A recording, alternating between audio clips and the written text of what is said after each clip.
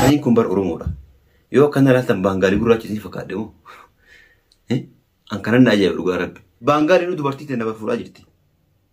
Yoo isin ammoo jaalattee itti himte Baangaalii maa fuutee miti anamma walumaa galatti. Haga lubbuu kiyyaan jiru anillee fuudhanniisu. Qabsoon kiyya itti muuf akka fuudhaa jechuudha. Yoo Rabbi na baate inshaallah du'aa'ee kadhachuuf jira fuudhuuf. Waa hundaafuu Rabbi nagaan isee galchu.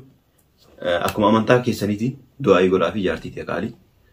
Dhugaa Rabbi baay'ee tokko gaabbii guddaa keessa inni jira jechuudha ani kuni. Maaliif na dhagahame jechuudha. Akka duraan natti fakkaanne deemsisiin deemte kun jechuudha. Baay'ee tokko na dhagahame.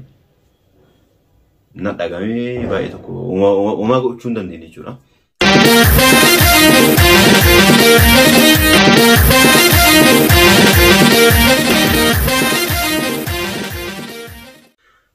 Assalamu alaikum warahmatullahi wabarakatuh. Harka fuuni hordoftoota kabajamtoota keenya akkam jirtu nagaa keessan bakka isin jirtu hundatti isinii haa baay'atu jecha. Arra ajimaan nu qabatee dhufee jechuun keessan oolu. Yeroo baay'ee akkuma beektan haasaa chaanal kee irratti haasaa yeroo baay'ee naasa'u yoo diraamaa fi firaankii garaagaraatiin hojjedhe malee. Arra ammoo waan na fidee jira jechuudha. Wanni si fideen kun maali jechuun keessan hin oolu. Namoonni baay'een jechuudha karaa keessaatiinis ta'ee karaa sooshaal miidiyaa kiyyaatiin akkasuma karaa YouTube chaanal kiyyaatiin jechuudha. Na barreessanii jechuudha waan tokko tokko na gaafachaa jirtan jechuudha. Har'a wanni dhufe ammoo akkasuma gaafii keessan isin deebisuu fi waa'ee caaltuu irratti waan tokko tokko isiniif ibsuudhaaf jechuudha kan iddoo kanatti dhufe. Galatooma kabajama ulfaadhaa isin jecha namoonni baay'een keessan karaa keessaatiin hin yaadinii jirmu duniyaatti akkana jettanii keessaan na gorsaa jettanii jechuudha. Akkasuma caaltuullee du'aa'ii ajaa'iba godhaartaniif jechuudha. Galatooma kabajama ulfaadhaa isin jedha. Gamanumaan caaltuun eessa geettee boroon jedhaa jirtan ammoo caaltuun karaa jirti inshaallah Rabbi nagaan isee galchu. Waraabuuf ammoo isin waraabuu hin dandeenye ittiin mijoone kophaa jirti jechuudha. Kophaa jirtillee caaltuu amarisillee ni beektanii baay'ee waa inni sodaatti. Ni sodaatti jechuudha. Kanaafuu waraabuun ittiin mijoone walumaa galatti. Ittiin mijoone garuu suuraallee ta'e yoo ta'e waan xiqqoo yoo ta'e waraabdee na ergiteerti jechuudha iddoo geettee jechuudha. Kanaafuu anillee isin baay'ee waan yaada keessa seentanii na gaafachaa jirtaniif jechuudha. Bakka isin geette isin himuun hordoftoota keenyatti himuun dirqama. Mucayyoon tun na Rabbi nagaan isii agarchuu anillee du'aa mi godhaaf jechuudha. Jaartii tiyya. Haga Rabbi waliin nu jiraachise waliin jiraannee jirra jechuudha walumaa galatti. Waa hundaa waan Rabbi nama riskii malee hin ta'u waan ta'eef hanga bishaan kiyyaaf kaasii waliin nu tursiise jechuudha. Waliin jiraannee jirra. Yoo xiqqaate waggaa nama waliin turre jechuudha. Alhamdulillah. Akkasuma caaltuu baay'ee tokko jaaladha. Dubartii takka caaltuu ni qixxeessedhee kana durallee fuulduraafillee dubara akka isii yaani jaaladhu argadha jedhee yaadu. Kanaafuu amma iddoo isin geette odeeffannoo tokko tokko isinii ibsuudhaaf dhufe jechuudha. Kana waliin ammoo kana dura akka walitti jiraannullee nu beektanii osoo akkasii jiru ammoo akka gara biyyaa galtu namoota tokko tokko godhan jechuudha. Kana yoo jedhu caaltuu ofii isiitti kaatee asiin deemne jechuudha walumaa galatti. Caaltuu osoo ofii isiitti kaatee osoo iddoo kana ka deemtu har'an turre kana dura yeroo baay'ee akkuma isin nu agartan jechuudha. Haa wal lulullee, haa wal jaalannullee, haa wal jibbinullee anumaaf isitti waliin mana keessa jiraataa jechuudha. Garuu osoo nuti akkana jiraannu jechuudha. Namoonni na fakkaatanii isii fakkaatanii jidduu keenya daldalaa turan namoota baay'ee jira. Garuu an ebalu jedhee maqaa nama sanii haa daawwanillee narraan eegamu. Garuu wanni kun qulqullaa'ee dhibbatti irra gahamnaan sunillee oolu jechuudha. Yoo qulqullaa'ee wanni kun ragaa qabatamaa waan isinis nagaan biyya geettee waan jiru hundaa bira qabnee namoota akkasisanillee of fuulduratti jechuudha. Yoo ragaa qabatamaan waliin argadhe isinii dhiyeessuun kiyya hin oolu. Maaliif jidduu jaarsaa jaartii namni seenuun gaarii miti. Haana jaalattu, haana jibbitu, anis haa jaaladhu, haa isii jibbu. Akkuma ofii wal jaalannee walitti wal fuunetti osoo ofumaa yoo waliin taane immoo waliin irra bareedaadha malee namni ammoo jidduu nama seenee mucaan kun siin ta'u, namni kun siin ta'u, ebaluun kun siin ta'u, maarreen kun siin ta'u, inni akkana jedha ololan taane jidduu namaa xoofaa waan hin taane shira hin taane namarra dalaguun gaarii hin turre. Kanaafu namoonni akkasiillee galatoomaa isin jira maaliif anam hajjiin sababa isin caaltuun biyya galtee hindu agamma hinduun kun numa jira inumaa natti tolee raayyuu alhamdulillah waan gabba ofi gabbadhina fakkaata isin waa isin jettan hin beeku hinduun jechuudha namoonni tokko akkasuma jechuudha yoo isin sibira deemtee hinduutaa yoo isin maal taate hinduutaa yoo isin maal taate ka jedhan ni jiru jechuudha lubbuu namaa harka qabuun nama sun taane rabbii guddaadha jechuudha malee namni lubbuu namaa guyyaa isin baatuu fi guyyaa isin jiraattuu fi guyyaa isin duutu namni tokkollee hin beeku jechuudha. Kanaafuu baay'ee walumaa galatti amma wanni isin himuu barbaade iddoo isin geette isinitti himuu barbaada inshaallah galuu dhiyaattee jirti. Uma xiqqoo tafaa maatii ofii isiitiin wal ga'uu geettee jirti jechuudha. Inshaallah rabbi nagahaan maatii isiitti haa galchuu caaltuun dhugaa baay'ee nama gara laafitteedha. An dubartii akkasii mush biyya kana keessatti mush Itoophiyaa keessatti addunyaa irratti ni argadhee garuu agamma yaadu garuu akka narkaa baasanii illee baasan narkaa baasanii jiranii waa hundaafu haa galatoomanii rabbi garuu anallee gatee nan gatu haadha takka jala sagaltu jira jedhan kanaafu tarabbina rizqi anillee dhabu jechuudha walumaa galatti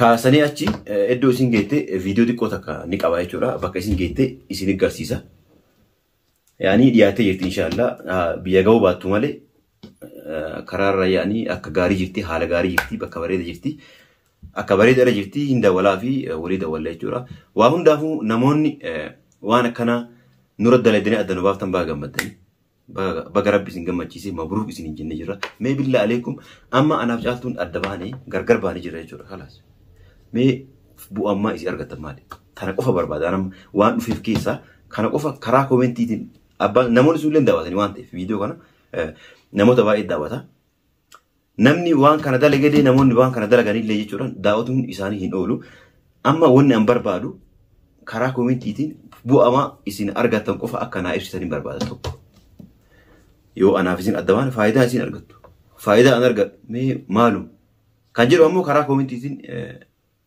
nu ibsaa isin jenna gamanumaan warroonni koo karaa namoonni tokko illee karaa koomentiitiin waa baay'ee haasoftanii mucaan kun siin ta'u mucaan kun maarreedha mee aniin kun bar oromoodha yoo akkana laaltan baangaalii gurraacha isin fakkaadhe moo an kanan na ajaa'ibu dhugaa rabbi baangaalii nu dubartii ta'e nama fuudhaa jirti yoo isin ammoo jaalattee itti hirumte baangaalii maa fuutee miti ana walumaa galatti baangaalii ta'ee wan abbaan fedhii fuudhe isin jaalattee itti hirumte ana wani nagalchu jiru ofii jaalatte dirqama ishee dirqama hin tuqin malee humna yoo inni yaani dirqiidhaan tumee of jalatti waan bulchu taate oromoo waan taateef dhiiga kiyya waan taateef garaan kiyya na dadhabuu danda'a garuu yoo isin jaalattee wanni kun na ta'a wanni kun naa ta'ee jira jettee itti hirumte obboleettiin ta'e itti hirumte ana wani na kun jiru ofii jaalattee itti hirumte taate nan galchu kanaafu aniin kun oromoodha caaltuun illee oromoodha mee maalumatu isin galchee yoo anaaf isin erga adda baanee waliif gammaduun barbaachise lama sababa akkanaaf ibsitan barbaada sadaffaa ana amma caaltuun na biraa deemteef akkanatti osoo fuudha malee hin taa'u haga lubbuun jiru anillee noo fuudha yoo barbaadan isinillee haga lubbuun jirtan na jalaa baasuuf mokkora yoo filan jechuudha haga lubbuu kiyyaan jiru anillee fuudhanniisu qabsoon kiyya itti muufaa fuudha jechuudha yoo rabbi naa baate inshaallah du'aa'ee kadhashu jira fuudhuuf isin gale amma ijoolleen dubartootaa kamma hordoftoonnummaan kiyya si fudhannaa biyya garagaraa si fudhannaa kanaan jedhan baay'ee jira jechuudha galatooma naa galatooma waan na kabajanii waan akkanaa kanaan jettaniif baay'ee isin jaaladha jechuudha biyya garagaraa irraa si fudhannaa nu bira koottu yaadinii kanaan jechaa jirtan baay'ee galatooma inshaallah yeroo dhiyootti bakka isin jirtanitti isin bira dhufuuf anillee inshaallah caaltuun na biraa galteef anillee asitti waan irra kadhuu yoo rabbi jedhe yookaan ammoo asumatti tanaatatu rabbi naa hiru yoo san hin taane ammoo ta bishaan kiyyaaf ka isii walii jiru iddoo kamuu ta'e jechuudha waan ta rabbi naa rizqee hin dhabu ni fuudha jechuu barbaadeeti. Egaa kabajamtoota keenya har'a wanni isinitti immoo dhufe wama kana jechuudha waa hundaafuu rabbi nagaan isa galchu akkuma amantaa keessaniitiin du'aa godhaa fi jaartiitti qaalii dhugaa rabbi baay'ee tokko gaabbii guddaa keessa inni jira jechuudha ani kun maaliif na dhagahame jechuudha akka duraan natti fakkaanne deemsisiin deemte kun jechuudha baay'ee tokko na dhagahame nadhagamee baay'ee tokko uumaa gochuu hin dandeenye jechuudha. Hagasiin inuma hagasiin karaa achi yaani magaalaa kana keessa baatee wannaa jettee itti dawalee deebi'ennaan dawalee yeroo baay'ee itti dawalaa ture haa deebitu jechuudha. Indidde akkasii namoonni adda nu baaftan galatoomaa isin jenna. Isinillee nama waan badaa hojjetee uma badatu isa qunnama angaruu wanni badaan isin haa qunnamu isin jedhee isin hin arrabsu waa hundaafuu wanni akkanaa naa baraarratti akka hin dalagamne gamana wadhaamsa kiyya haasaallee isinitti baay'isuun feene ani gaafuma keessaniif deebii isinii deebisuudhaa dhufee jechuudha isin malee isinitti baay'isuuf hin dhufne jechuudha walumaa gala caaltuun kunoo as geettee jirti jechuudha.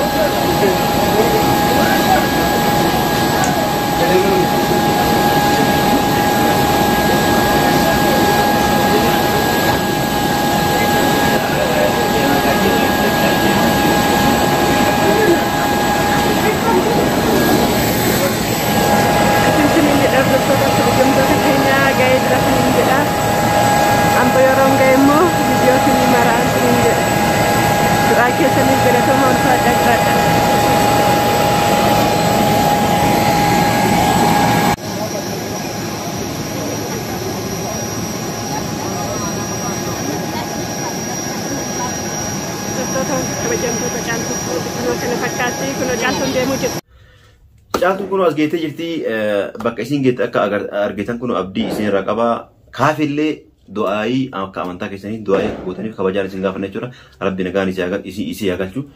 Guyyaa galtillee guyyaa Finfinnee geettillee guyyaa Amboo geettillee bakka isin geette hundatti waan danda'amin akka haala danda'amin jechuudha. Isin biraan gahuudhaaf ni yaala inshaallah Rabbi jedhee du'aayii nu godhaana. Mee amma namoonni yeroo san na jalaa baasuudhaaf waan baay'ee haasa turan bakka isin jirtuu quban qabanii waan isin irra jirtullee quban qaban mucaan tun galte moo jirti moo akkam taate moo namni jedhee haqa ammaa isii faana baarullee jiru jechuudha. Garuu anuma badaa santu anuma uummanni namoonni sun akkas jedhanii jalaa baasan santu iddoo isin geettee fi waa isin irra jirtullee hubatee hordofee eessa geette akkam jirta maal rakkatte jedheeti ka hordofaa jiru anuma jechuudha. Garuu namoonni sun baasanii malee nu hinaafanii baasanii malee bakka hin jirtu quban qaban jechuudha. Mucaan tun uumaan balleessin. Anatu hojii hin qabne an waan hojii hin qabneef hojjetteetuma na tajaajilte malee jaartiin jaarsoo fi tajaajiluun badii hin qabu. Hattee na nyaachifne hojjettee na nyaachifte. An hojii argadheetiin dalaguu hin dinne hojiin guyyaa Rabbi jedhe malee dhuftuuf ofirraa taa'e. Garuu namoonni baay'een waan kana hinaafaniiti.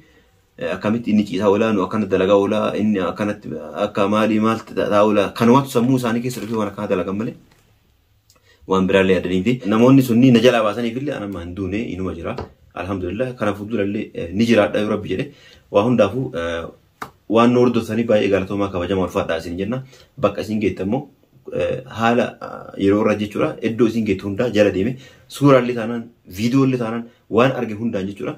Odeeffannoo hanga isin ganda galtee haadha abbaa isii bira galtee haadha abbaa kee biraan bahee jira kunoo obboleeyyan tiyya bira jira jettee haqa isin naaf ibsitu jechuudha. Anillee odeeffannoo isirraa argadhe qabatamaan kan karaa YouTube kiyyaatiin kan isin biraan gahu ta'a jechuudha. Hanga waan nu hordoftaniif baay'ee galatoomaa kabajamaa ulfaadhaa isin jenna. Hanga viidiyoo biraatti walitti deebinutti yookaan haga bakka isin guyyaa isin galtee viidiyoo isin himarutti. Nagaan nu jiraadhaa isin jenna waan nu hordoftaniif kabajamaa ulfaadhaa isin jenna baay'ee isin jaalanna warroonni mana keenna haaraa taatan immoo gamana nu dabalaa isin jenna baay'ee isin jaaladhaa kabajamaa ulfaadhaa.